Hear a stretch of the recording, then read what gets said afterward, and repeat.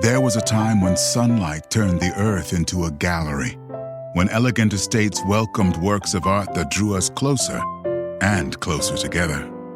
It was a captivating time. It was spring, this spring at Biltmore. Plan your visit or overnight stay so you can enjoy the marvelous works of Chihuly while every corner of Biltmore blooms. Reserve now to get spring savings at Biltmore.com. When you need mealtime inspiration, it's worth shopping Kroger, where you'll find over 30,000 mouth-watering choices that excite your inner foodie. And no matter what tasty choice you make, you'll enjoy our everyday low prices, plus extra ways to save, like digital coupons worth over $600 each week. You can also save up to $1 off per gallon at the pump with fuel points. More savings and more inspiring flavors make shopping Kroger worth it every time. Kroger, fresh for everyone. Fuel restrictions apply. No music, no intro. I made a rookie mistake and I just did the intro and I was on mute, so no one heard it. No, I didn't. Yeah, I thought maybe I lost you. Nope, that was me. Another episode of #Taste Twitter podcast. We're back. We got Greg back on the show. He came on 2 weeks ago. We had the equivalent of football porn conversation in football form. So Ryan and I had to get Greg back and talk more Saints things. You can follow Greg on Twitter at Greg Cosell. He does the NFL matchup show. He does the Ross Tucker football podcast. How are you doing this morning, Greg? I'm doing great, guys. How you guys doing? Awesome. Good to get you back on the show. So we wanted to do something a little differently for this episode. We actually opened it up to the listeners to ask Greg a question in regards to the Saints and, give that opportunity, because this isn't an opportunity we felt comes along often. So we're just gonna get right into it. We're not gonna we're not gonna pussyfoot around. I want to let Ryan kind of pick off the first question. Yeah. So, Greg, there's been a lot of chitter chatter this week about Mike Thomas for whatever reason. I think it started related to Michael Jordan and, the Last Dance and how Michael Jordan is wired competitively. And they started talking about Mike Thomas, and some reason the whole Twitter football universe was either pro Thomas or anti-Thomas, or talking about his limitations or is he really good and stuff like that. Overall, what is your view on Mike Thomas? We know he's not, like a speedster. He's not going to, fly down the field running 9 routes, but obviously with the production he's had since he's been in the league, obviously he's a high-level wide receiver. What's your view on Mike Thomas? Well, I think it's hard not to say Mike Thomas is a really good player. I think that it's a really good combination of his particular talent level and high competitiveness with a system that presents tremendous opportunities. When you watch, I've actually been going through all of his first down targets because he caught 65 balls on first down. That was the most of any of the 3 downs. So I was just curious, and again, I watched this during the season, but that was a while ago when you get a totally different feel when you watch it back to back to back to back. So I'm just about done. I'm probably 3/4 of the way done. I've been watching it in order from week 1. And I think what stands out is how multiple the Saints are with their use of personnel and formations. Thomas lines up in multiple positions with many different splits. He's featured outside. He plays in the slot. He plays in the conventional slot when there's 2 receivers to one side. He plays in the inside slot when there's trips, 3 receivers to the side. He's not a vertical threat in a strict sense by any stretch of the imagination, but I don't know if there's a better receiver in the NFL running slant routes. He runs slant routes, particularly against press coverage, about as well as any receiver that I can think of. He gets off press. He catches the ball. He's physical. He's competitive. There's really not much not to like about Michael Thomas, given the talent level that he has and the system in which he plays. Right, and regarding the slants, that's sort of been one of the memes going around this week is, hey, Michael Thomas only runs slants. Obviously, that's not what he only runs, but he does run slants really, really well. They're really hard to stop. So it's like, why not run them, especially on first down? Yeah, and what they like to do a lot of is he's often the boundary X, meaning the single receiver to the short side of the field, the boundary X. In fact, he plays that more when Brees is in the game. When Bridgewater played, they did a lot more moving him around. But when Brees came back, he played the boundary X a lot. And what they do a lot of, and it's difficult to defend, is they put Kamara on the same side, whether Kamara is offset in the backfield to the boundary or whether Kamara is detached on the line of scrimmage. And, that's a difficult deal for defenses. But, I've never been caught up, and you hear this a lot about receivers coming into the NFL. I've never been caught up in, well, he doesn't run a complete route tree. There's not a ton of receivers that run 10 different routes. That just doesn't happen. Receivers tend to be used a certain way, and Thomas has a particular skill set, and you cannot discount his competitiveness. And that particular skill set that he has is really high level. So he's really, really good at that. And Sean Payton in that offense and that coaching staff is outstanding at creating opportunities, and therefore Michael Thomas gets a ton of targets and a ton of catches. Right. Sticking with the offensive side of the ball, I think any football fan, Saints fan or casual football fan has, could tell that Drew Brees, in terms of his arm strength as he's gotten older, has kind of had has diminished a bit. The team still has shot plays, but, the going max protection and having that 5-step drop and taking those shots where it's a 70-yard, 80-yard touchdown to Devery Henderson or Robert Meacham, those plays aren't, and, Sean Payton doesn't really call those anymore. But how have you seen Sean Payton still be able to manufacture explosive plays down the field with Drew Brees still at quarterback? Well, it gets back to what I mentioned earlier about how multiple the Saints are with personnel and formations. They create those opportunities. It's funny you mentioned that because, as I said, I'm not totally finished with Thomas, but on first down, which is when teams usually do shot plays, up to I think I'm up to the second Carolina game, or so, I'm maybe week 12 or 13. There's really only been one shot play attempt to Thomas, and it might even have been Bridgewater who threw it. I forget who it was against. I think it was against the Bucs the first time they played him. Yep. But and it was a 34-yarder. It was everybody runs this. It was a post-cross combination, and Thomas ran the cross. It's something everybody runs. But no, there are not a lot of those shot plays.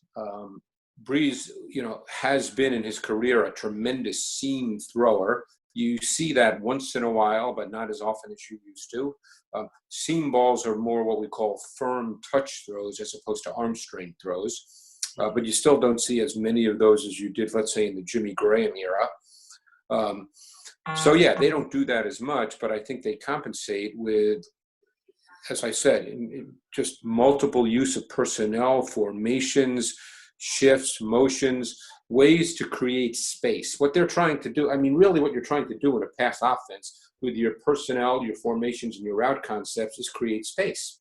Mm-hmm. Now, you can't do that all the time. Sometimes receivers just have to win one-on-one, and that happens in the league. But you're trying to create space with your route concepts and your route combinations. And I think Sean Payton is as good as there is in the league at doing that. And Greg, you studied quarterbacks for a while. I've heard you talk. You studied under Bill Walsh back in the day, Ron Jaworski at NFL Films.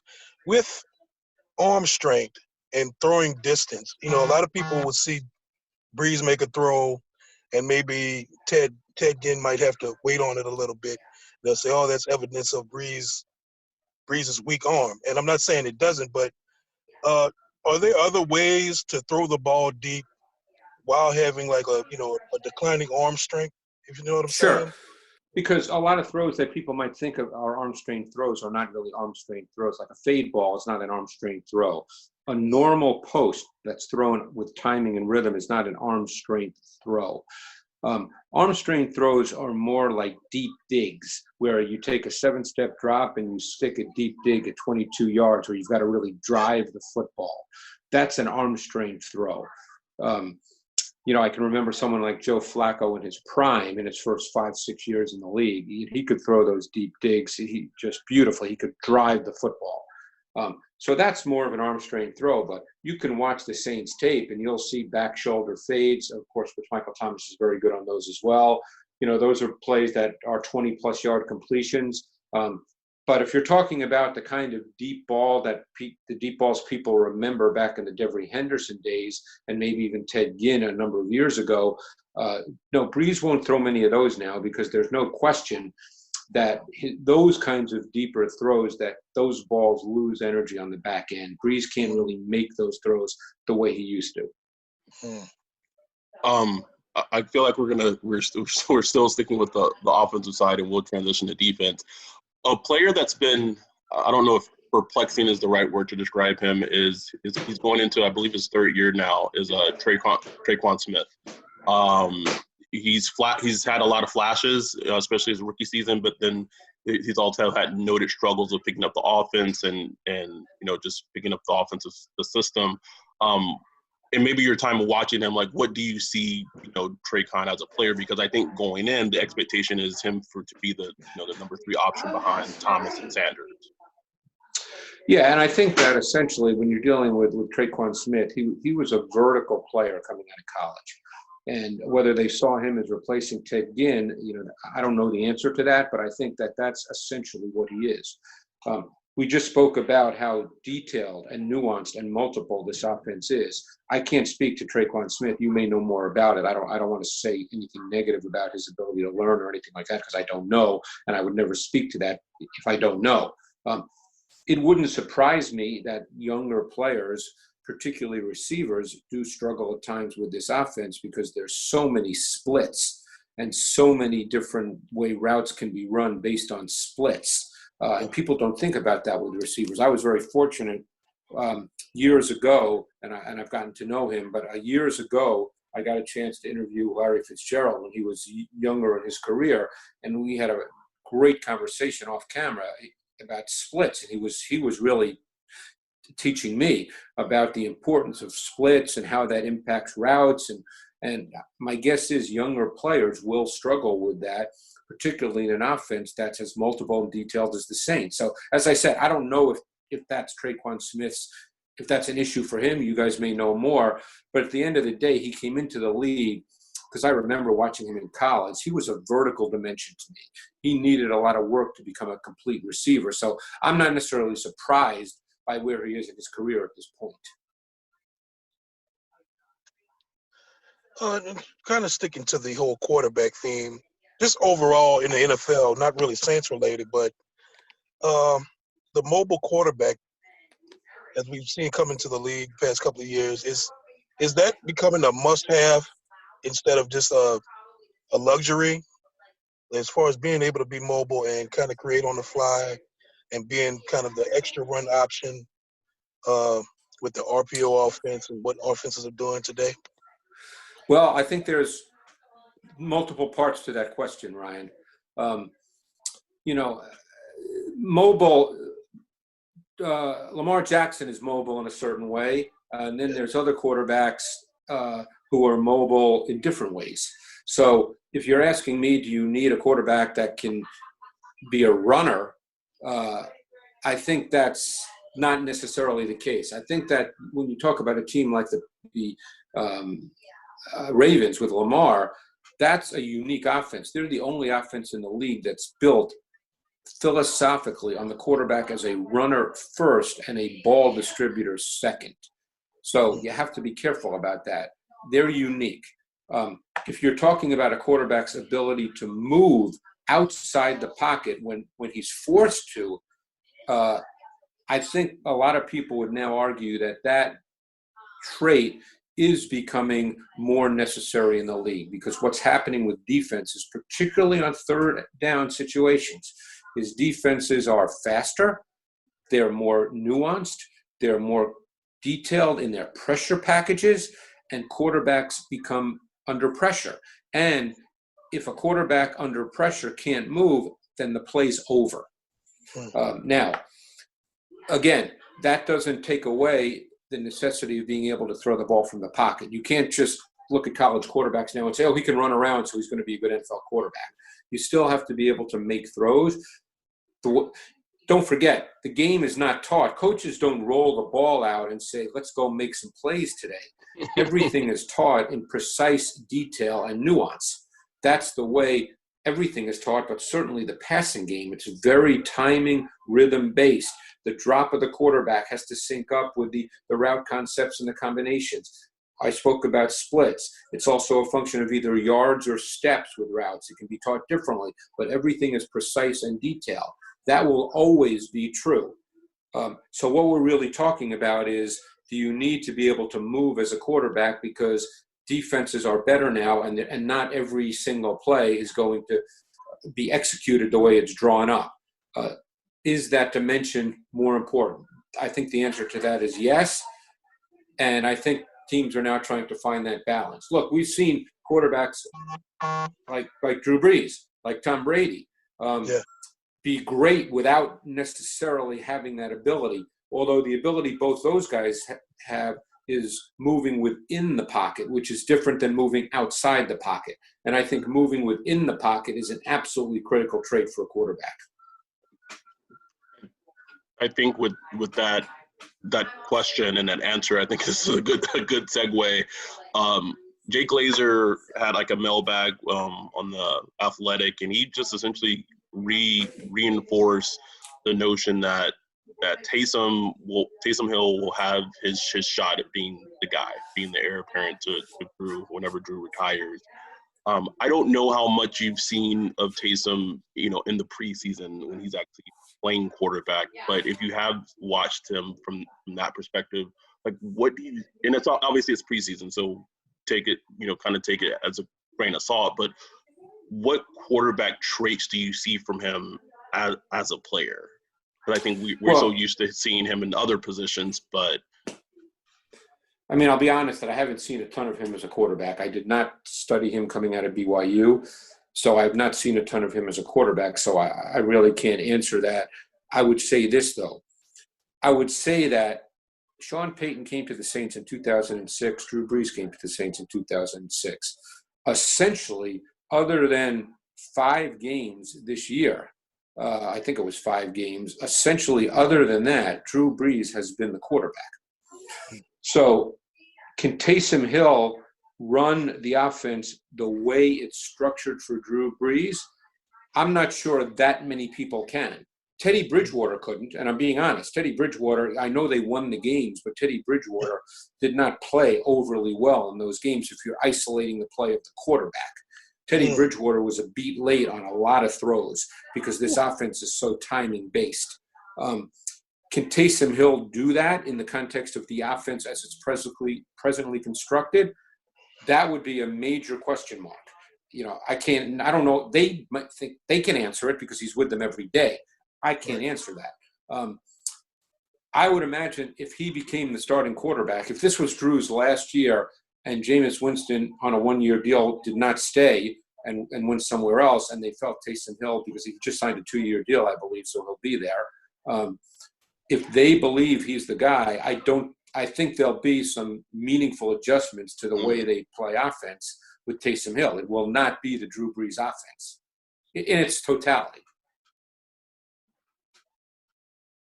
So I'm gonna ask a quick follow-up question. The offense, and that's a point that Nick Underhill made, and because people would constantly bring up, well, if Taysom was the guy when Drew got hurt, why didn't Taysom play? And his line of reasoning is that Teddy Bridgewater was more suited to run the offense as it was currently constructed as opposed to Taysom. What are some could we be seeing maybe a combination of what the Ravens are running with Lamar with Taysom at quarterback, or what are some tweaks or changes that made the offense may entail if Taysom is the guy at quarterback?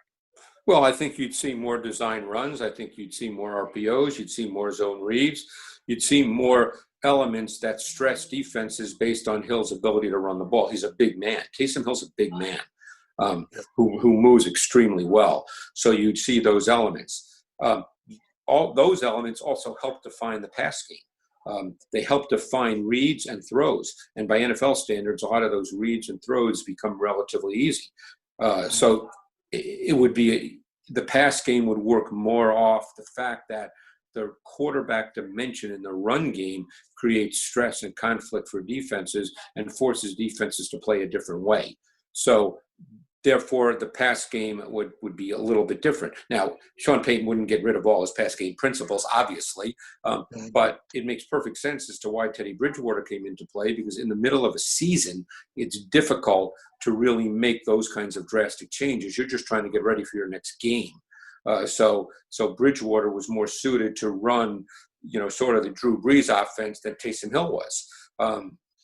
But it would be a different looking offense. And I'm not saying it wouldn't be a good offense. I don't know that, and I'm not sure anybody does. It would not be the same.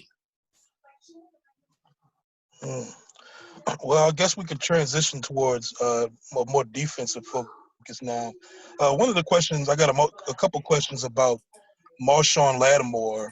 The Saints fans, obviously, they realize the talent in Marshone Lattimore, but his last 2 years, he kind of starts off a little slow, relatively, I guess, and maybe he'll get beat. There's a game earlier last year, he got beat by Brandon Cooks, which happens, or he went against Nuke Hopkins and, he got beat a little bit. Some Saints fans wonder, is he focused enough? But, playing his role as the number one cornerback that usually shadows number one wide receivers, is there anything that you've seen that he needs to add to his game to kind of put himself in that echelon as like Stephon Gilmore and the top 5 CBs in the NFL? Well, I think he's probably in that echelon right now.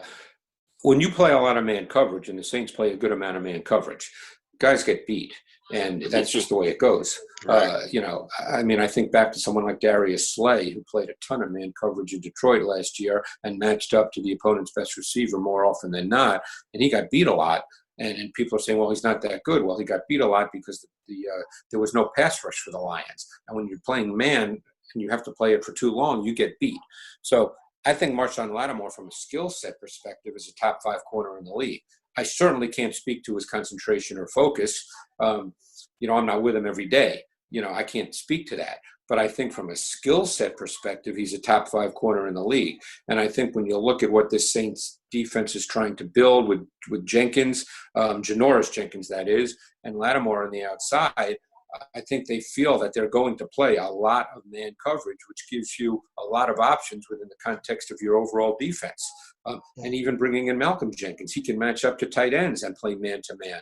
They're very deep in the secondary. They've got a lot of guys who can match up in man, and I think you'll see a lot of that. But I think Marshone Gilmore is a really good corner. I think what happens, because it's such a visible position, is people see a guy get beat, which he will. Like I said, I've been watching Michael Thomas, and he beat Patrick Peterson a number of times. So are we going to sit here and say Patrick Peterson isn't any good? You got to be careful about that. Mm-hmm. Preach. You brought up Malcolm Jenkins as a player. He signed as a free agent after the Eagles didn't pick up his option. What you brought up, he can play man, he can line up against tight ends. He might even play the nickel. How, as a player, and maybe experience, does he compare to someone like Vonn Bell, who the Saints let leave in free agency and went to Cincinnati, in terms of like what his role in defense could be and how they compare as players? I think he gives you more dimensions than Vonn Bell, because I think he can match up man. He can match up man to both tight ends, and he can play the slot at times if you choose to. So I think he gives you more dimensions than Vonn Bell. And I think that's why they made the move. I think now, and the league is moving in this direction with, and I guess some people like to use the term positionless. I think of it more in terms of multidimensional. But I think with Malcolm Jenkins and Chauncey Gardner-Johnson, who I really liked and I thought did a really good job last year, given that he was a rookie and he was asked to play numerous positions, I think with 2 players like that, they can really match up to specific opponents in any way Dennis Allen chooses, because those two players have the flexibility and the multidimensional skill set to do many, many different things. They can, obviously, they're secondary players, but they can also play in the box if you decide to go dime with 6 defensive backs. They can be that hybrid linebacker safety. So, I think even P.J. Williams can do that to some degree with his size. So they've got a lot of interesting depth and dimensions in the secondary, and they certainly can match up and play man coverage. Yeah, with Malcolm Jenkins, I was kind of thinking of like late career Charles Woodson when he was with Green Bay, and they would kind of use him in the box. They would blitz him a lot. They would have him play kind of safety sometimes and cover the nickel sometimes. Is that kind of a role you could see him as? Yeah, I mean, he can do a lot of things. So, and he's still a good player. I mean, that's the reality. I mean, he's still a really solid player. So I think that, when you talk about Jenkins, that's one of the reasons they got him, because he has that multidimensional ability. So this isn't a question that it just kind of came to me. I would probably say, and this is me trying not to be biased, one of the best regular season football games last season were the Saints, when the 49ers took on the Saints in the Superdome. Yeah. Just offensive brilliance by both sides of the ball at its best. In that game, I obviously I've watched all of Sean Payton since he's been the head coach of the Saints. I would probably me witnessing his most impressive offensive coaching display is how he was able to, for a large part of that game, kind of take apart a very great 49ers defense and made it look kind of easy. What did you see in terms of what did he do offensively that attacked that 49ers defense so well? Adam, that was a long time ago, my friend. Sorry. I can't remember the details of that game. I mean, we're in late May now. That game was early December. I'm old. That was a long time ago. So honestly, I can't remember the specifics, but I mean, obviously it was, their passing game was phenomenal in that game, but I can't remember, the specifics of exactly what he did. So I'm sorry, I just can't. No, it's okay. It was just one that kind of came to me off the cuff. I mean, man. You I watch just a lot can't. of football, Greg. Yeah. I mean, obviously, look, we know that Brees he probably threw for 350 yards. I think he threw for 5 touchdowns, if I remember. Yeah. But I can't remember the specific plays. Yeah, that game was nuts. One thing, well, I got this question twice from fans, and even my wife last night told me to ask you this. With the last 3 years and the playoff loss that Saints have had, kind of heartbreakers, many on the 2 of them kind of at the last second. One was the whole ref thing. Not going to have to worry about. We don't have to talk about that. But a lot of people want to know: is there something missing from the Saints that they could add, or that they have added, that can push them over the top for playoff success? Or has it just been a bad luck? I mean, I think you have to put aside the ref game from a couple of years ago. Last year, I think one of the things that I remember, and again, that game was in early January, the loss to the Vikings. I think that was a game that probably will send Sean Payton doing a lot of off-season work, because that was a game, as I recall, in which the pass offense was very, very limited by the Vikings defense. Mm-hmm. Even though Brees had a lot of completions and probably had a nice completion percentage, there were very few explosive plays, if any. I don't even remember what his long gain was, but I just remember in my mind's eye watching that tape and thinking, wow, the Saints offense seemed really, really condensed. And, that's where at times, and again, this is no knock on Sean Payton. I know Sean, his record speaks for itself. I think there are times when, you need to win one-on-one matchups. You need to try to drive the ball down the field.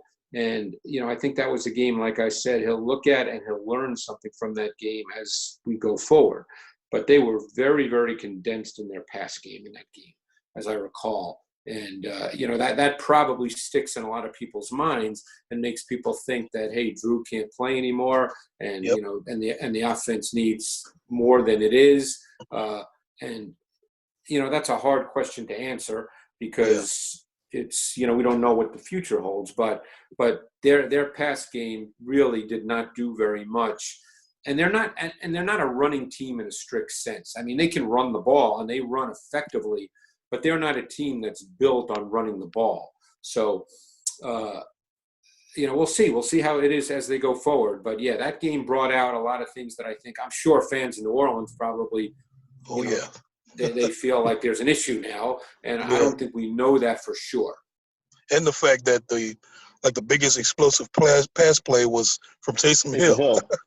Right. But then keep in mind too that a few weeks earlier they played a really good Tennessee defense in Tennessee, and they scored 38, and Brees had a really nice game, as I recall, and they put up. I think they put up over 35 points, if memory serves me correctly. Mm-hmm. So, the thing about games, particularly playoff games, is the magnitude of the game is what sticks in people's minds. And then, it's like in anything. The later in the season you get, the importance increases. And if you lose, it seems like then there's a problem.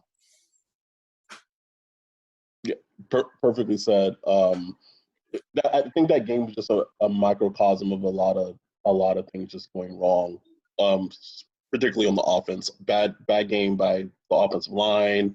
It was just numerous things kind of went wrong in that game. You mentioned the San Francisco game. They lost because they gave up 48, but Brees was, again, I don't have the numbers in front of me, but there was no problem with their offense in that game against a really good defense. Right. Yeah, it's like you said, the magnitude, the playoffs, it just amplifies and puts a bigger microscope on the situation. Because I felt that Tennessee game was probably their best win of the season, being that they were down early in that game and just exploded. I know Tennessee didn't have anything to play for per se, but they exploded in the second half. Do you have anything else, Ryan, for Greg? Oh, no, you go ahead. I think we've kind of a good. Speaking of the offensive line in the Vikings game, how has the Saints' offensive line, I guess, kind of evolved or changed over the years from the days of having Jari Evans, Carl Nicks to now, having that inside presence. Now they have these amazing bookend, right tackle, left tackle with Armstead and Ramczyk. How have you seen the offensive line and how it's constructed kind of evolved over the years? Well, my sense is what they're trying to do, and I think this is a really good idea. I think they're trying to be really athletic. I mean, I think when you look at McCoy, who had a really good rookie season, and he's an athlete. Cesar Ruiz is a really, really good athlete. My guess is he'll line up at right guard. McCoy will stay at center. I think that they're trying to build a really athletic O-line, which, is a good idea given the way defenses are now constructed and the increased athleticism of defenses. And I'm sure Ruiz, for Saints fans, was not a sexy pick. I'm sure everybody wanted a receiver, or I don't know what position they wanted. I'm not in New Orleans, but you can make an argument that they have a top 2, top 3 offensive line in this league. I love Cesar Ruiz's tape. I think he'll be a really good player, and I think he'll be like McCoy. I think he'll be a day one starter, and you won't have to worry about him. They've got 2 really good tackles. I guess Andres Pete will be back. And then with McCoy and Ruiz inside. So they've got a big and athletic offensive line, and I think that was really important to them. That's why they made the Ruiz pick. So, I think they feel that that's absolutely critical to what they do. And I thought the Adam Troutman pick was an interesting pick too, because he's another guy who was a high school quarterback. It seemed like they were big on drafting high school quarterbacks with Troutman and Bond, but Troutman's an athletic kid, and he'll become that guy, the guy who can move all over the formation Whether he becomes Jared Cook, we'll wait and see. But they got more athletic on the offensive line, and they're going to stay athletic at tight end. And I thought the Emmanuel Sanders signing was brilliant because he fits what they do really, really well. So, I mean, this is a good offense. We'll see how Sean handles this. Unfortunately, we have no answers now, and we don't even have the questions because no one's playing on a field. Right. Yeah, I've never missed like mini camp and OTAs so much. Like, what's something? But the Saints signed Ty Montgomery this past week. I'm sure they didn't pay him a bunch of money. He was kind of a player that's moved around a bit in the past. We talked about multi-dimensional players on offense and defense. He seems to kind of fit that role, too, of just a multi-dimensional guy that obviously, he's not going to challenge anybody like Kamara or anybody for snaps, but somebody that can kind of come in and play a role as far as running back and wide receiver. Yeah, and he's another one of those guys. You can line him up all over. He has a ton of experience doing that. Sean is very good with those kinds of players. I mean, in a sense, Taysom Hill was that player last year. I mean, there were games down the stretch. He played 30 snaps. So, I think he's just like on defense, they're looking for that multidimensional player, and they have them. I think on offense, in some ways, they're looking for the same thing. You're trying to create conflict and hesitation and stress for the defense. And I think that Montgomery is another guy. He's not a guy who's going to play 30 snaps a game, but he could play 12 snaps a game, and ideally those 12 snaps mean something.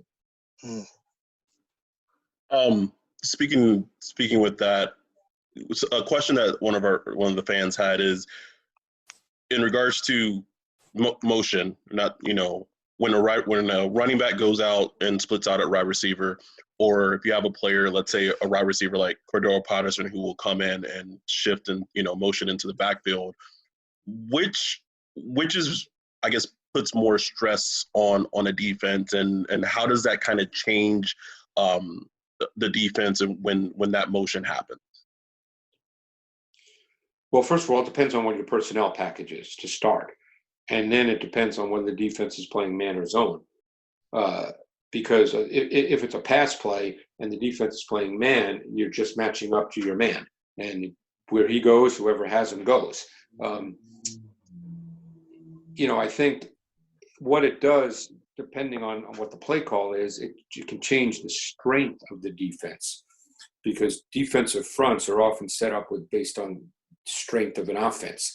And by strength of an offense, it's where particular players line up, like a tight end, or like, for instance, if it's a 3-by-1 set, let's say it's a 3-by-1 set, there's 3 wide receivers to one side of the field, which is almost always the wide side of the field, and a single receiver to the short side of the field. That's the boundary X receiver. Well, the strength of the passing game is to the 3-receiver side. There's 3 receivers there.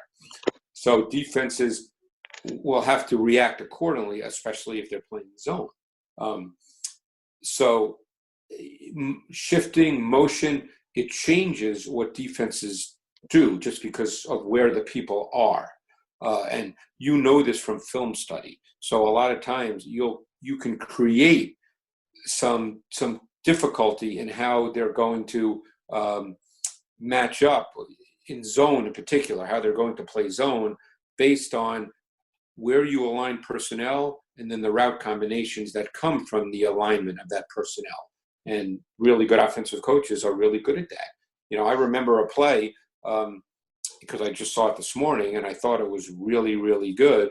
And, I'm looking it up right now. It was a 26-yard play versus the Jaguars to Thomas, and it was a really well-designed 4-man route concept to the field. So they sent 4 receivers to one side. That's really, really difficult to deal with, particularly in a zone concept. There's just too many people. It's hard to defend 4 people to one side when you're playing zone. So that's why teams do what they do, and Sean's really good at that. Yeah, wow. Yeah, that's awesome. That's all I have as far as questions, Greg. I just wanted to just say we really appreciate you. I've been kind of listening to your stuff, I don't know for how long. Going back to when you used to do the podcast with Doug Farrar. Oh, man, yeah, that was a long time ago. Maybe not that long. That was a great podcast you guys used to do, or you would, you'd pop in on Ross Tucker, or shoot, I'd even listen to the guys out in Tennessee, the radio show you do.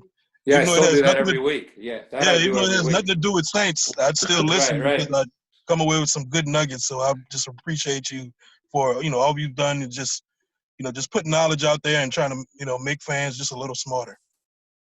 Well, it's funny. One thing I was doing watching Michael Thomas is I was just jotting down, and these are just the first down plays, all the different formations, okay? And 1, 2, 3, 4, 5, 6, 7, 8, 9, 10, 11, 12, 13. Right now I have 25 different formations on his first down target. So think about that for a minute. That's insane. That takes, we talk about Traquan Smith. There's a lot to learn. And, and again, that's the advantage too of having the same quarterback your entire coaching career. That's you can't just step right in and do that right away as a quarterback. Yeah, that's insane. Like, especially for the right receiver position, right receiver, tight end, and even running back, like that. Having that knowledge of there's 25 different personnels. Like, you have to know where to line up. You have to know what your split is. It's so intricate. Like, that's just it's mind blowing. Yeah, there's 25 different, formations, and I'm not done yet, so maybe there's even a few more, but let's say there's 30. That's an awful lot to learn, and, you can't – and again, it's like anything. You have to be in the exact right spot. If you're 2 yards away, it's totally different. These things are taught with detail and precision. I guess it's fascinating to think about how many ways there are to kind of, skin a cat, because you have those personnel formations and, and maybe – I guess like not a criticism, but something that like Sean McVay gets is, he's very, his offense kind of stays in it's three wide receiver type of formation. Right. And it's just vastly different, but still can be effective when done correctly.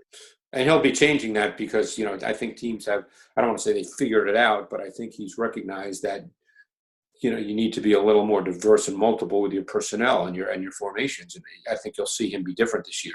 He'll still have his base stuff, but just think of the 49ers. The 49ers, no team in the NFL used motion more than Kyle Shanahan last year. Every time I watch the 49ers, it is just, I'm like, this is amazing. It's beautiful. Like I feel like I'm at an orchestra, or like an opera. Like it just. And that's what's coming from someone who's seen Sean Payton's brilliance over the years. I'm not taking anything away from Sean. It's just different. And it's even in the Saints game, like you saw how motion and mixed direction just completely had the defense just flummoxed, just completely. Yeah, and that's what you're trying to do. And I think, you'll see more and more teams do those kinds of things. But again, then it comes down to the players have to be able to execute those things. That's the critical piece. Look, I know if a lot of fans think that if a team goes 5-11, they think the coaches are idiots. That nothing could be further from the truth.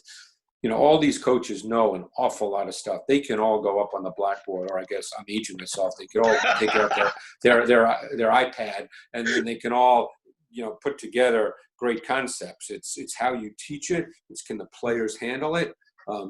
Merrill Hodge always told me a great line that the coaches have all the power but no control. When you can teach it, but then when the players are on the field, they've got to execute it. Right. Go ahead, Ron. I'm sorry. No, I'm just saying, and then on top of that, there's the sort of playbook that's not in the playbook between the quarterback and the wide receivers and the running backs, where they just kind of game to game based on what they're seeing on the defense and what depending on the coverage. Hey, maybe Drew Brees, hey, I want you to go this way when the defense does this. So that's just a whole nother level of things. It's not even in the playbook. Well, it's funny because I had a chance to. I know Dennis Allen a bit, and I had a chance to talk to him over a year ago. It was actually at a preseason game when they came up to play the Jets, and we were just talking about. I was asking about defense and how he teaches it, because that's what fascinates me. I'm a process guy. I'm fascinated in the process, and he said that we have rules, but he said there's going to be plays where the offense does something where the specific rules that we have don't necessarily handle that specific thing. And so then you just have to rely on your basic rules and react. And there's always going to be plays like that in a game on both sides of the ball, you know, and because you can't coach everything. I had the great fortune of spending a lot of time with an old defensive coordinator from the NFL who's since passed away named Rod Rust. I don't know if you know that name. Yeah. Rod Rust actually was a head coach in the 60s at North Texas State. He coached Mean Joe Green. But he was a defensive coordinator in the NFL for probably 3 or 4 teams. Rod Woodson actually mentioned him in his Hall of Fame speech because he was a defensive coordinator in Pittsburgh when Rod was there. And I remember him telling me this. He used to come to NFL Films and watch tape with me, and that's where I really learned a ton about defense.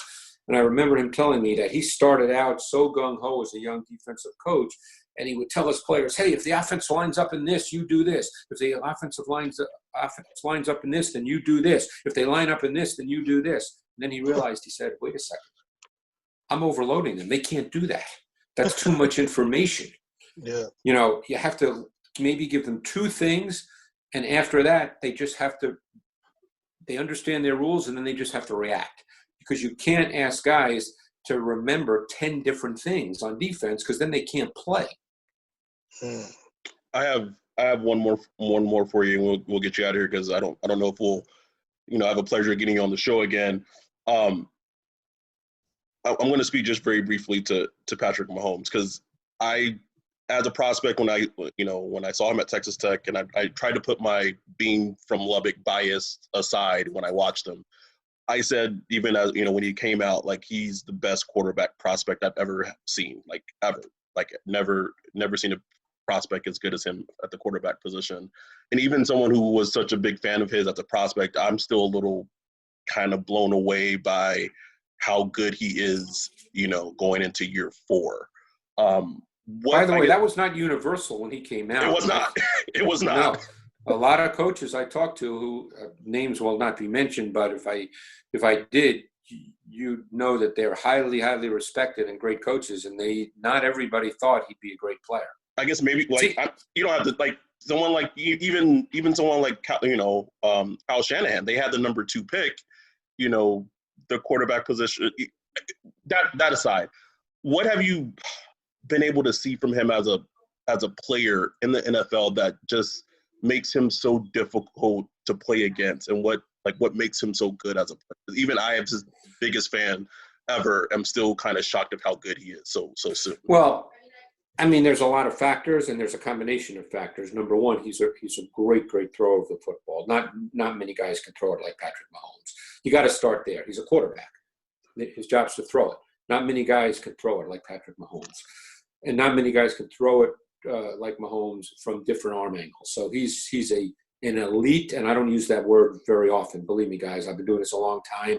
Maybe I'm jaded, but I don't use that word very often. But he's an elite thrower of the football. Then he's in an offense that's really well schemed and well designed, and really defines a lot of things beautifully for a quarterback. So that helped him be really good early in his career. And then you have the movement ability. He moves really well and can make unbelievable throws on the move. When a lot of guys move, very often they throw checkdowns or they'll throw shorter passes. He can move and still drive the ball down the field with velocity and accuracy. Not many people can do that. So I think there's a lot of variables that have led to his success. The concern for a lot of people when he came out, and you're obviously, Adam, familiar with Texas Tech, and I think I watched 8 or 9 games of his last year at Tech, was he was very loose and undisciplined in the way he played. Right. And there was a concern for a lot of coaches that I'm going to spend 16, 17, 18 hours a day on my offense, and I don't know if this guy's going to run my offense. And again, it's easy. Once you have access to the result, it's easy to be a genius, or it's easy to rip people. I'm not into that game. I like the process. I'm right on a lot of guys. I'm wrong on guys. That's the way it is. I feel confident in my process. I'll be the first to admit I had those questions about Mahomes. His ability as a thrower was unquestioned. That's not the point. But I watched those 8 or 9 games, and I thought to myself, God, this guy runs around an awful lot when he doesn't have to. Is that going to work in the NFL?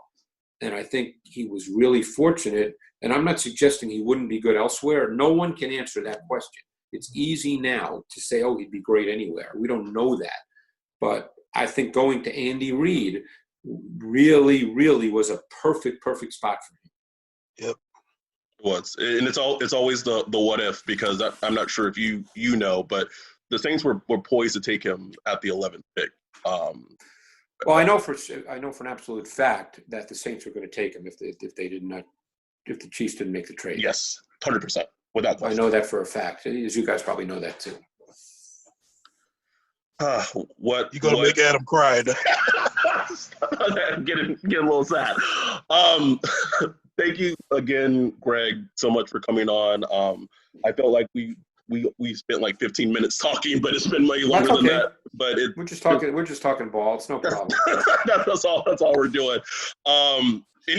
So I guess kind of like, what are your, with the uncertainty of the season, like what are your kind of plans of like, what are you doing right now besides just being quarantined? Are you just watching stuff from last year? I'm just watching, doing little projects for my own benefit, and I watched Mike Evans and Chris Godwin the other day. I watched O.J. Howard because I'm doing something with a friend of mine in Tampa tomorrow, and I just wanted to, because again, we're far removed from the season, and during the season I can't watch things back to back, because I have to get through as much as I can every single week. So, when you watch players or teams back to back, you get a whole different feel. So I knew I was talking to you guys today, and I just felt like watching Michael Thomas because, I wanted to watch him again anyway, but I figured, hey, we'll talk about Michael Thomas.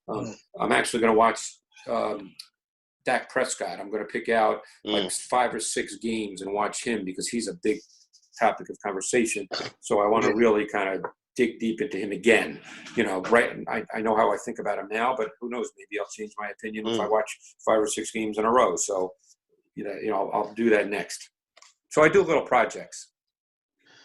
And I just want to do a quick plug for you, Greg. The NFL matchup show, I've been watching it for years. Sorry, I don't wake up that early on Sundays, but I always – Ryan doesn't wake up that early, period, for clarification. Yeah. But I always have it recorded. Always, no matter what cable service I'm with, I make sure it's one of the first shows. I make sure to set a season pass on. It's like the best football show on TV. No hot takes, no baloney. It's just all football, all smart stuff.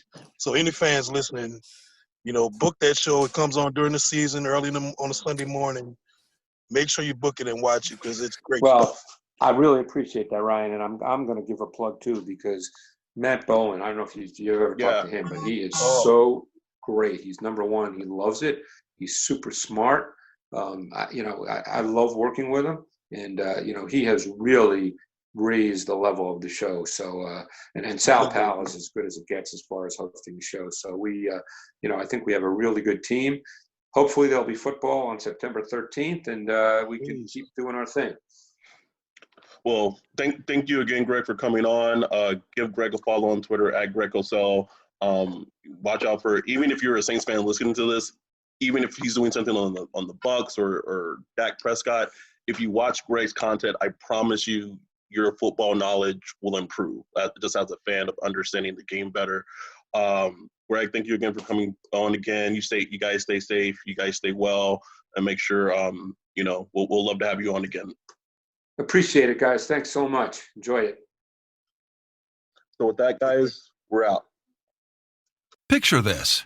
You're not just fixing cars, you're living your passion every day. At Cox, you'll work on a diverse range of automobiles. Surrounded by a team of friendly, like-minded individuals, you'll enjoy great pay and benefits. Ready to make this a reality?